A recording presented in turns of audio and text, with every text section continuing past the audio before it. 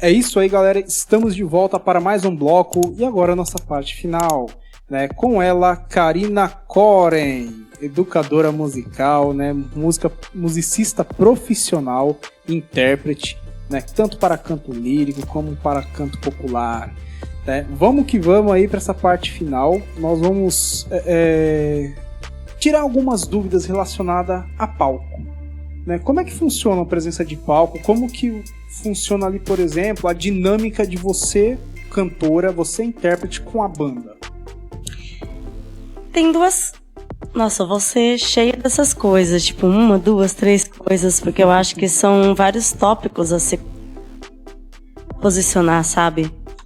Primeiro que tem uma coisa que a minha professora sempre falava comigo, meus educadores, de não fechar o olho. Muitas vezes a gente tá lá cantando, tocando e fechar o olho e ficar, ai meu Deus, que incrível. e perde essa conexão com o público. Você olhar no olho das pessoas, você se conectar com as pessoas, isso é muito importante. Colocar o sentimento que você tá sentindo no canto, por exemplo. Porque às vezes a gente fica muito emocionada, muito tocada com o repertório que você tá fazendo. Você fica muito emocionada com aquela música e o ponto final daquilo que você tá fazendo é o público. Então você tem que colocar toda essa emoção e todo esse sentimento na voz pro público receber. E outra coisa é... eu não vou mentir, gente. Cantor costuma ter um ego do tamanho do Monte Everest. E muitas vezes acha que tá todo mundo acompanhando. E não é bem assim. Música é uma coisa que a gente faz junto, é uma coisa que a gente faz integrado, e que é muito importante a gente estar em contato com as pessoas que estão fazendo aquilo. Olhar no olho, se relacionar, se conectar, trocar ideia, olhar, sabe? Tá presente naquele momento, vivenciando aquela experiência musical, que é única, né? Como que funciona, por exemplo, claro, tem alguns grupos musicais que tem um regente, às vezes dentro ali, às vezes é um pianista, às vezes é um contrabaixista que faz a regência do grupo. Como que funciona essa relação, por exemplo, se não, a regência estiver na mão de um outro músico ali? Porque tem a dinâmica de palco que é uma coisa pessoal do cantor, né? Como é que faz? Principalmente na música popular, mas Exato. Quando você entra na música de concerto, você tem um maestro que tá ali à frente editando as coisas. Normalmente o maestro ele tem uma percepção da dinâmica, da forma como as coisas acontecem, do caminho que vai traçar aquela música, mas uma das coisas principais para poder ter uma interpretação de qualidade é você conhecer profundamente a obra que você está cantando, a obra que você está executando. Você conhecer cada um dos pormenores que está acontecendo ali, então você vai conseguir se conectar com tudo aquilo que está acontecendo. O maestro está lá na frente, ditando o ritmo, ditando a dinâmica, ditando como as coisas funcionam, te dando toques de como ele acha que aquilo pode ser, das visões dele. Muitas vezes tem um diretor cênico, quando você está na ópera, te direcionando nos movimentos, em como você pode encaixar aquilo. Mas eu acho que quando você conhece profundamente a obra que você está fazendo, você tem muito mais segurança. É exatamente a mesma coisa para qualquer área. Quanto mais você estuda aquilo, mais você tem segurança naquilo que você está fazendo, não é? Concordo totalmente. Agora uma pergunta até pessoal. Qual foi o momento assim que você considera que possa ter sido mais marcante na sua carreira? Às vezes a gente não consegue elencar, que são vários, né? Mas deve ter alguma coisa ali que você fala, isso aqui saltou na minha memória, né? É uma coisa que marcou de fato minha carreira. Nossa, tem tantas coisas. Eu acho que o meu recital de formatura na Municipal foi muito especial pra mim, porque eu escolhi o repertório, eu montei o repertório, foi um concerto de mais ou menos mais de 1 hora, e que eu integrei com conto da Conceição Evaristo, que um amigo meu interpretava enquanto ator, e eu ia encaixando as músicas dentro daquela história, e foi um dia muito emocionante para mim. Teve uma execução do Opera Studio, da Municipal, que a gente fez uma ópera chamada Domitila, que foi assim, na hora que eu entrava no palco, assim, era uma coisa incrível. Quando eu cantei a música do meu recital no palco do Teatro Municipal, na minha formatura, também foi sensacional. Uma das primeiras vezes que eu cantei Feeling Good, da Nina Simone, no palco também foi incrível. Quando eu, com a banda que eu fazia parte, a gente cantou no Whiplash. Então, nossa, foi tantos momentos que, assim, é difícil elencar. Mas eu acho que um dos mais importantes foi o primeiro, sabe? Quando eu fiz a minha prova da Escola Municipal de São Paulo, eu entrei de primeira no curso. E eu não achei que eu fosse entrar de primeira. Eu tava com 18, 19 anos, eu falei, não, eu não vou entrar de cara. Falei, eu vou fazer a prova, eu vou ser reprovada, aí no final do ano eu curso a EMESP, porque como lá tinha canto popular, na minha cabeça ia ser mais fácil. E aí eu prestei a Municipal, eu cantei com toda a força que eu tinha, com toda a técnica, com tudo que eu podia dar. E eu saí da prova com a certeza que eu ia ser reprovada. Eu falei, eu não vou passar, eu tirei 0.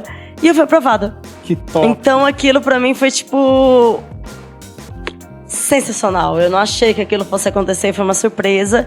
E foi o start de todas as outras coisas boas que aconteceram, sabe? Todas as outras coisas boas que eu mencionei anteriormente não teriam acontecido se não fosse aquele pequeno momento, sabe? Aquele momento que foi tão importante. E sabe o que é mais engraçado, gente? Que eu errei no meio da bendita da música. Da porcaria da música. Eu errei no meio. Tinha uma hora que era pra respirar e eu não respirei. E eu falei, nossa, que caca. Acabou minha vida. Eu sou horrível. Eu sou um lixo. Imagina uma menina de 18, 19 anos. Eu cheguei num lixo. E deu certo. E foi sensacional saber que, tipo, toda a entrega que eu tinha dado foi o suficiente. Que aquele mísero, pequenininho erro de uma respiração. Que top. Olha aí. Não valeu de nada. Tá vendo? Olha que experiência bacana, né? Uma memória muito legal ali. E claro, eu quero perguntar, você já pensou em desistir em algum momento? Com certeza, a cada 2 dias. Olha só. Já pensei em desistir todos os dias. Todos os dias eu pensei, meu Deus do céu, o que eu tô fazendo na minha vida? Quando eu prestei o vestibular de música, eu tirei nota suficiente pra passar em medicina, sabe? Minha nota de corte na universidade era o suficiente pra passar em medicina. E eu fui pra música, né? E aí eu fiquei, meu Deus, o que eu tô fazendo na minha vida? Por que eu tô fazendo isso? Gente, eu acho que assim é importante pontuar. Enquanto uma pessoa que veio da periferia, enquanto uma pessoa que foi muito difícil entrar na universidade pública, às vezes pode ficar um discurso de meritocracia, quem se esforça consegue. E tipo, nossa, foi muito sofrido, foi muito dolorido, foi muito lutado, foi muito teimosia de você ir. Não era na força da esperança, não, era na força do ódio. Eu ia na força do ódio, eu vou terminar isso aqui, nem que seja a última coisa que eu faça. E pensar em desistir, assim, foi uma coisa que eu pensei o tempo inteiro, de verdade. Mas eu acho que algo dentro de mim, na força do ódio, falava, não é possível, eu já tô aqui. Boa. Eu não vou parar. Sensacional. Vocês pegaram aí como é que funciona? Né? E aqui, ó, sem filtro, sem romantização. Né? É mostrar a realidade nua e crua de todos os especialistas. Né? Hoje nós estamos com essa grande especialista, Karina Koren, né? Educadora musical. E, cara, olha, eu vou te falar. Que conselho você daria para quem quer começar no canto agora? Né? Uma pessoa, digamos que às vezes até não tem condição de estudar música, não pode pagar, né? Que conselho você daria para essa pessoa que também ama canto, que gosta muito da área e que às vezes tem essa dúvida, meu Deus, será que eu vou? Será que eu tento? Será que vale a pena? Acredite no seu sonho. Tem uma frase muito bonita do Emicida que ele fala que você é a única representante do seu sonho no mundo. A gente não sabe até quando a gente vai viver. A existência é uma roleta russa. Tem gente que morre com 5, tem gente que morre com 10, com 15, com 25, com 50, com 80. A gente não sabe quando vai ser o nosso fim. O que a gente sabe é que a gente tem um presente. E o presente a gente pode tornar ele feliz. Eu sei que pode parecer um papo de coach. E eu não gosto de coach. Eu odeio coach. Eu acho coach um bando de gente patética. Mas ser feliz naquilo que você faz não tem preço, sabe? Eu já, durante um tempo, estive num trabalho normal. Eu trabalhei no cinema durante o meu 3º ano do ensino médio, porque eu precisava. A gente precisa de dinheiro, né, bicha? A gente precisa de grana pra pagar as contas, o boleto tá chegando, a gente tem que fazer as coisas. Realmente. E aí eu fui trabalhar, e eu lembro de um dia que eu saí no meio do hall do cinema, eu trabalhava lá no Tamboré, perto de Alphaville. Eu olhei pra aquele mundaréu de gente passando, eu pensei, meu Deus, eu odeio a minha vida. Que vida desgramenta, eu não aguento mais um segundo disso, eu quero morrer. Aí ali eu pensei, tipo, do que vale a pena, sabe? Eu sei que nem todo mundo tem a escolha de decidir absolutamente fazer o que sonha. Eu também fui uma pessoa que eu fazia municipal, que era durante a tarde, fazia Unesp, que era durante a tarde, e dava aula em 3 escolas de música diferentes. Eu não comia, eu não dormia direito. Eu vivia assim, nossa, inerte. Eu era um palito, não era com essa bochecha gordinha que eu tô hoje. Eu era um palitinho de pessoa. Mas valia a pena, sabe? Você poder transcender as expectativas e as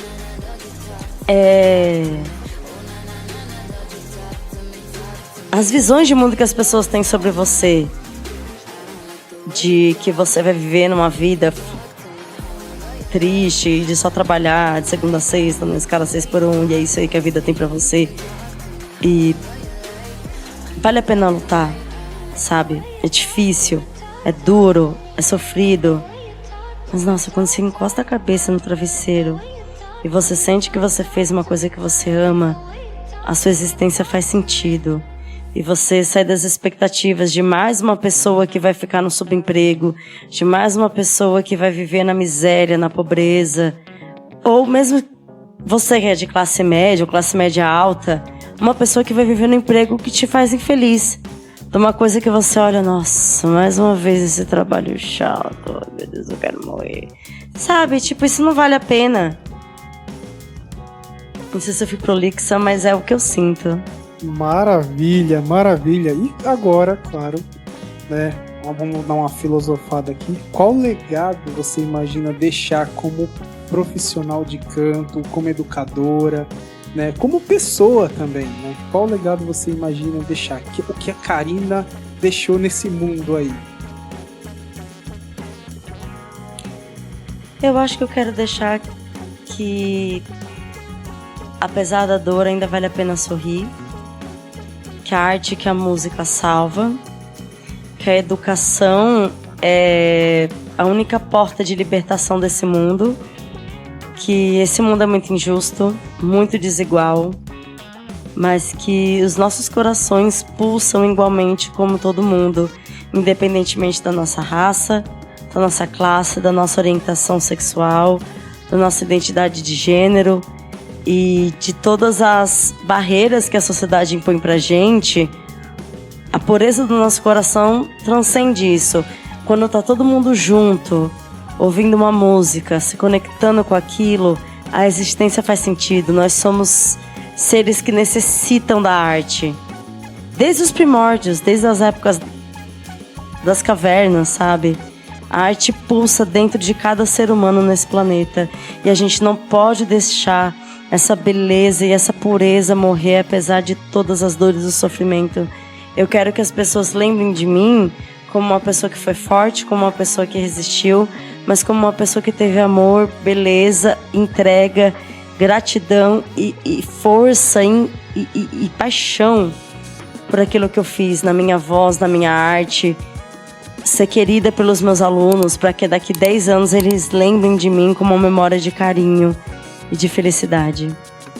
É isso aí, galera. Essa é a nossa especialista cantora Karina Koren, né? Deixando um pouquinho aqui da experiência dela, né? Da visão de futuro dela também. E, é claro, agora a gente vai para um jogo rápido com ela. Estamos já chegando na nossa parte final do podcast. 15 segundinhos e a gente volta já.